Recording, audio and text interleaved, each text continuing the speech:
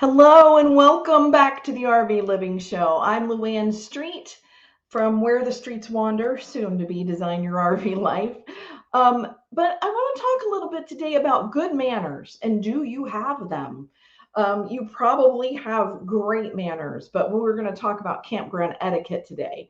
So many times I've seen people in campgrounds do some things that are really irritating to other campers, and maybe they don't know how to be a good camper, or they just do things that they don't think about and how it affects other people. So we don't want to be those people, right? We want to do the things that we would want done for us. So I want to go over some campground etiquette rules that most RVers follow already. They're kind of common sense, but maybe you'll learn a new one, or you'll think about something in a different way as we start talking tonight. I want to thank you for joining me live. If you're here, if you're watching me on the replay, please put #replay in the comments. And I'd love for you to stay to the end, because we can talk all about these different campground etiquette things that I'm going to introduce tonight. And maybe you can share an experience of when things did not go as well as you would have liked it to. So, all right. So when I was making my list of things that I've learned over the years of what, makes the most difference to me, or things that I've experienced in my camping life, I came across two themes. I actually had like 8 or 9 things I wanted to talk about, but 2 themes that kind of stuck out. And so the first one we're going to talk about is pets. I don't currently have a pet.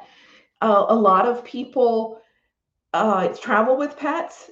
We did in the beginning, Brian and I, but he was older and he has passed on. And so we don't have a pet anymore. I don't have a pet anymore. And so some of the pet things that I remember really feeling strongly about when I would be in a campground situation, the first one was, asking before you pet someone else's animal. And this may seem like common sense, and a lot of people do this already, but maybe your dog's not friendly. Our Bowser, as he got older, he got a little more cranky. He wasn't exactly crazy about people just walking up to him and, patting him on the head. And, he was just a cranky guy. And I would have appreciated it if people had asked, "Hey, can I pet your dog?" "No, I'm sorry. He's kind of got high anxiety. But I appreciate you asking."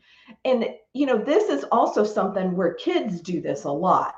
They run up to your pet. And so if you have kids and grandkids, talk to them about that, because we certainly don't want them getting bit or hurt because they didn't think to ask ahead of time. Puppies and kitties, and I don't know of what other animals might be in a campground that you're walking around with, but they're all so cute and cuddly, and we just are happy when we see them.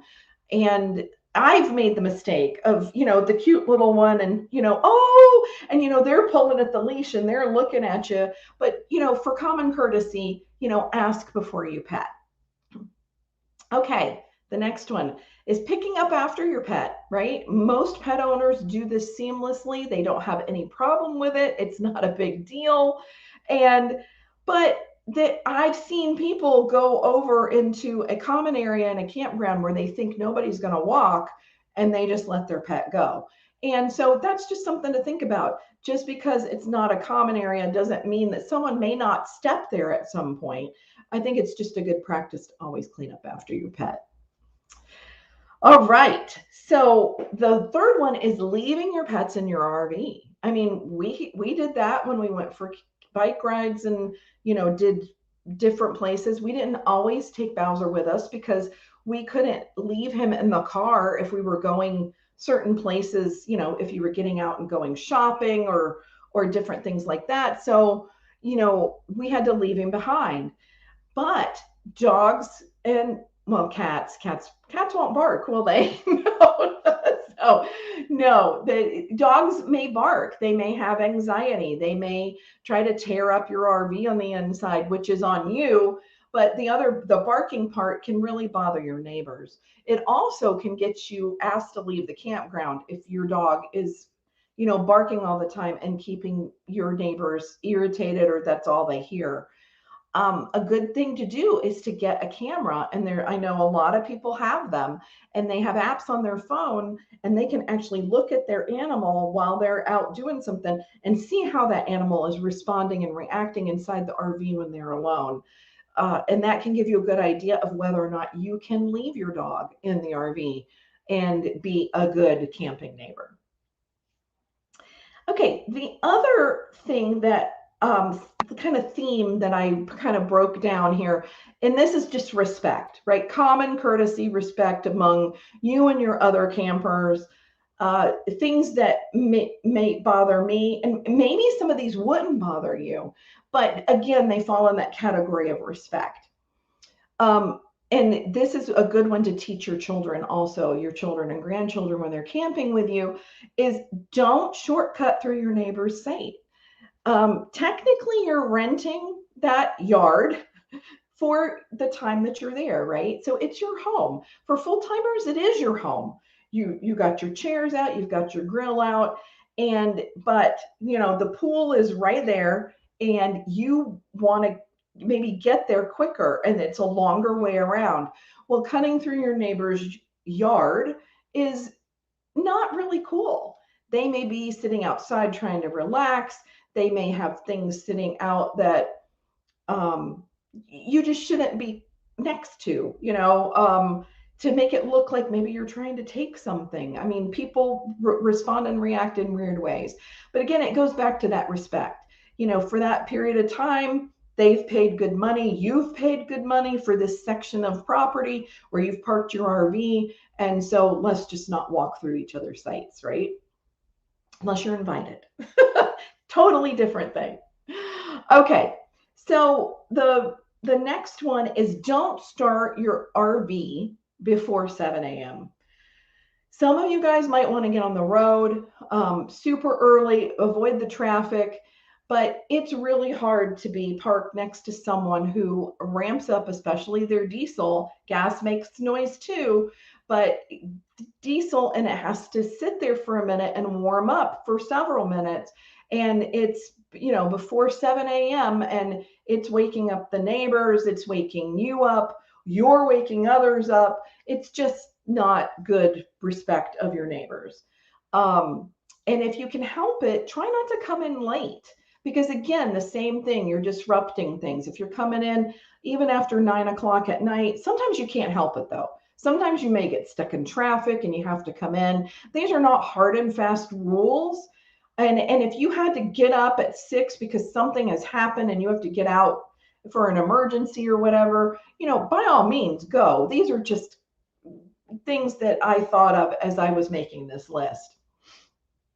Yeah, and just like I said, try not to arrive too late, because you're trying to back in and you can't see, and your RV is making noise, your truck's making noise as you're trying to back in, and it can disrupt your neighbors after. And maybe it's not quite quiet time yet, but it's still, after 9 o'clock at night, it's still pretty downtime. Okay, so the other thing I wanted to talk about is, if you're having friends over to your campsite, try to shut it down at a reasonable time. All campgrounds have a curfew or a quiet time frame, so that you can know when you need to be shutting it down so people can go to sleep. A lot of times we're at campgrounds to have fun. Maybe you're with a bunch of people who are RVing with you, and they've picked your site to gather at and be loud and fun and have the bonfire and everything. But if you have a lot of people and you're in a campground with a lot of closed in space, and that RV is just right there next to you, and you've got a lot of people around, maybe you could think ahead and find a common area that has a place where you could start a fire, and you guys could go there and stay much later than if you were at your campsite. And that's something you can always ask your camp host or the camp office and see if there's a common area that you can do that and maybe not bother your neighbors so much. The other thing that I remember happening to us is we would be trying to sit outside and work because we were full-timers, but we worked during the day. I had a job at a doctor's office, and we also had this business that, I do these shows for you.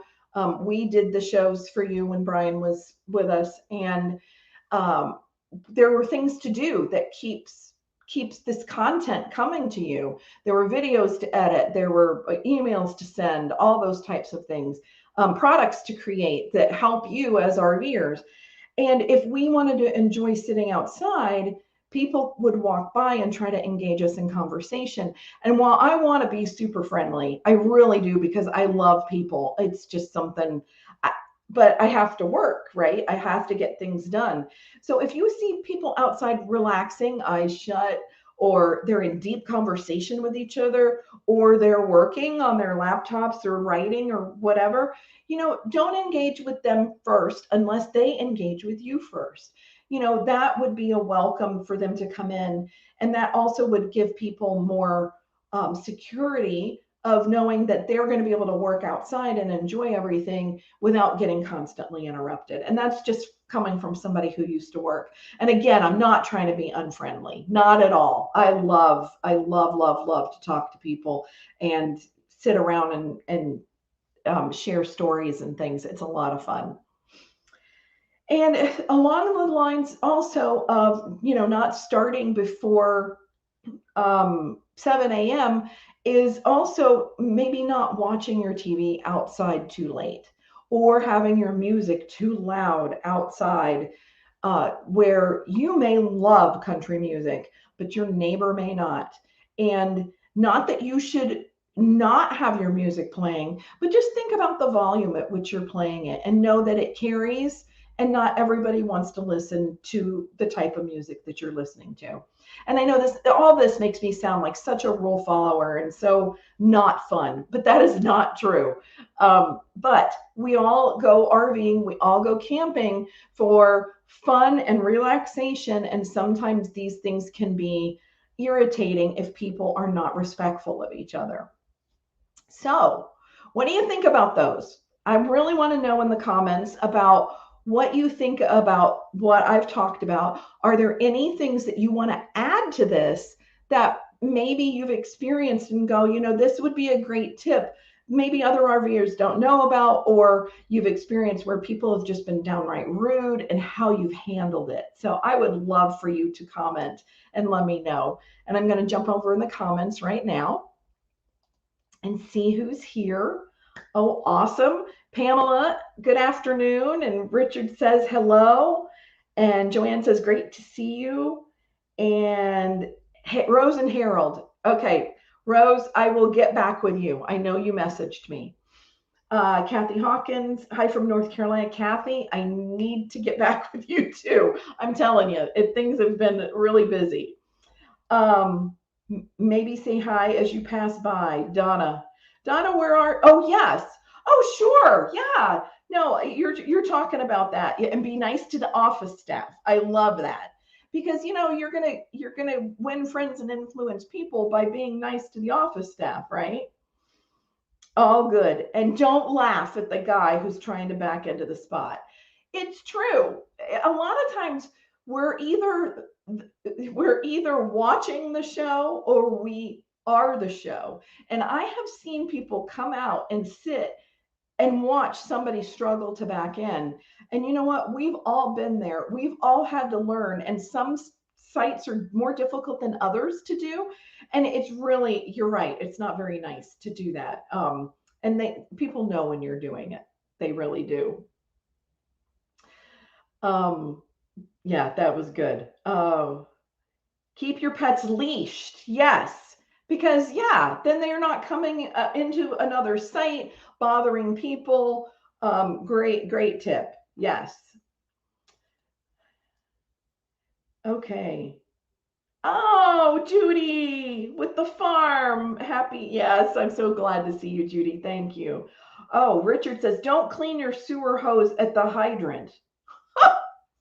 Yeah, that's an excellent campground etiquette rule. I like that. Yes. Oh, yes, Joanne. And when people are setting up or tearing down, don't interrupt. That has happened. In fact, I'm the one. I would be backing Brian in, right? And I'd be doing the thing, and somebody's like talking to me, hey, how are you? Where are you from? Well, of course, I'm like, hey, how you doing? And Brian's like, he doesn't know where I'm telling him to go. So anyway, yes, that is a great tip. Oh, so we had this happen to us. Weekenders came and blared music, which was very annoying and rude. Did end up asking them to turn it down. Okay, did they turn it down? Were they nice about it? I would really like to know that. Um, oh, Becky says she missed the beginning. Did you talk about outside lighting at night at your site? No. See, that's a good point. Some people really string it up and have lots of light, and then you are trying to settle down and it's shining in your RV. That's a really good tip. That's awesome. Yeah, keep the music level down for sure. And there was one time because we had our windows open and they were blaring their music. I mean, right next to us, right next to us. And so I turned on my music and I turned it up. And I swear mine could never get as loud as theirs was to even drown them out or annoy them. So maybe they turned theirs down. But anyway, it's funny. It's funny. But yeah, it really is just the common respect of doing the the things that how you would want to be treated. And those people who are blaring their music, I don't know what's in their head sometimes. But they're trying to enjoy themselves, but at the same time, it annoys other people. Okay, so they were not nice about turning it down, but they did. And you were paying a lot for your site. Yeah. You shoot, the cost of camping is going up, up, up. And then now factor in the fact that we're paying more for diesel and gas at this point. And, your RV experience is now, costing you a lot of money. And you want to have that ability to do what you want to do in your space and not be annoyed by other people. So I got an email just as when I sent this out yesterday, and I was talking about the topic. And somebody emailed me back and said that they were at a state park and the people next to them were cutting down branches on the tree to hang up their hammocks. And I'm like, what? Like, how is that even a thing? I would never think to cut down a piece of a tree so that I can hang up my hammock. And, there's got to be rules for that, right? Okay. Oh, okay. Yes, you always ask your neighbor if they can hear the music. That's nice. See, be proactive. So if you want to play it and then ask, hey, am I bothering you? That's amazing. I love that, Tracy. That was really good. Oh, and someone from the group, and I can't see what your name is, but it says Facebook user, and they said, I'm so happy seeing you. You look great. Thanks for still being a servant leader. You're very sweet about that. I've missed everyone. I've missed doing these shows and just talking with everybody. And it's great to be back, and we're going to make our way forward and keep going. I mean, I'm still learning so much now in this transition of now having a different RV and now starting a solo journey. So there's going to be a lot more about that. And oh yeah, Brad, yeah. Walking through a campsite is number one worst. It really is. It really is. It's so offensive. I feel that way too. So, oh, Francesca, that was you. Oh, thank you. Thank you, Francesca. That's nice. Awesome. All right, guys. Well, these have all been really great tips and insight, and hopefully we can lead by example, right? If we're doing the right things and we're being kind and considerate, then we are, hopefully being an example to people. And all we can do is be nice and ask to turn down their music, to not do the things that maybe are annoying us. And like I said, maybe they don't realize. Maybe it's something that they've never even really thought of before. So, oh, don't let your trash blow away. Richard came in with a final one. Yeah, I mean, technically, right? We're supposed to take our trash out of our RV and walk it down to wherever the dumpsters are. But if you're, putting it outside for a temporary fix, letting the trash blow everywhere, or you're opening up things as you're grilling and things and your trash is going everywhere, it just makes a mess. That's right. Pick it up. Pick it up. Awesome. Well, thank you guys for joining me tonight. It has been a pleasure to be here with you guys again. And I don't know a topic for next week. So if you have something that's burning that you want to talk about RVing, I would love to hear your ideas. Please comment below and let me know what you're thinking about, what you want to learn about. What is some burning question of RVing that you just haven't had answered somewhere? Please let me know. I would love to have another topic. I'm taking this slow as I get back into this. I don't have a lot of things planned out. I'm kind of doing this, flow thing, trying to figure it out, what I want to talk about. But yes, I would love your insight and input, and we'll see you guys next Monday night at 7, not a.m., p.m. Eastern time. I'm so happy you came and did this with me live. And again, if you're watching the replay, just put #replay. That way I know you watched it. It warms my heart when people do take the time to let me know that they've watched it after the fact. So, all right, you guys be blessed. Have a blessed week. And again, give me some ideas. I'd love to talk about them. We'll see you next week. Bye-bye.